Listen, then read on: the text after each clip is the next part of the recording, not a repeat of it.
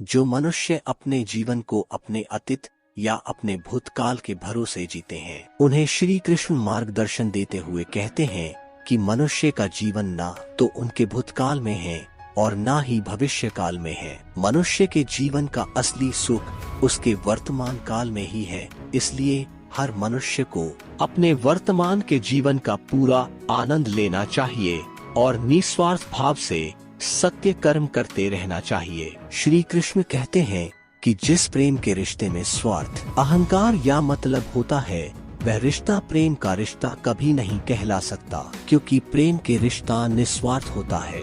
यानी प्रेम के रिश्ते में कोई स्वार्थ नहीं होता। मनुष्य के जीवन के दुखों का मुख्य कारण उसकी खुद की आशाएं और इच्छाएं होती हैं। मनुष्य की इच्छाएं काफी प्रबल होती है और जब मनुष्य की इच्छा के अनुरूप कार्य नहीं होता तो उसका मन दुखी होता है। अगर मनुष्य अपनी इच्छाओं का त्याग करे तो उसके जीवन में सुख के अलावा और कुछ नहीं होगा। जिस मनुष्य के मन में अहंकार का वास होता है, उस मनुष्य के जीवन से उसकी प्रतिष्ठा, उसका वंश और उसका वैभव तीनों समाप्त होते चले जाते हैं। सदियों से ईश्वर अपने भक्तों की परीक्षा लेता आया है और इस परीक्षा के दौरान ईश्वर अपने भक्तों को अनेक प्रकार के कष्टों से सामना करवाता है। सामान्य मनुष्य इन कष्ट और दुखों को भगवान की पीड़ा समझकर भगवान से मुंह मोड़ लेता है, तो दूसरी तरफ सच्चे भक्त प्रभु का आशीर्वाद समझकर इन कष्टों का सामना करते हैं। जिस मनुष्य के मन से मैं या मेरा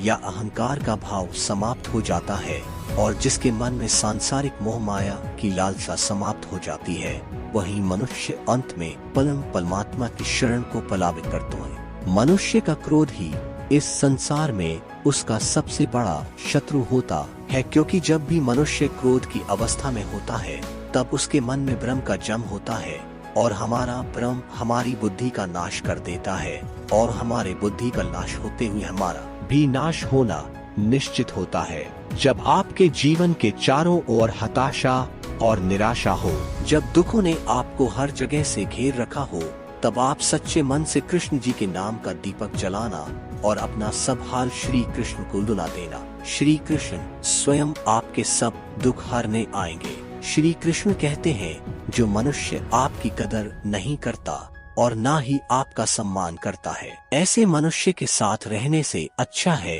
कि आप संसार में अकेले रहे। जो मनुष्य अपने जीवन में धन दौलत, ऐश्वर्य और प्रसिद्धि को हासिल करता है परंतु संतुष्टि को हासिल नहीं कर पाता, ऐसा मनुष्य जीवन भर दुखी रहता है।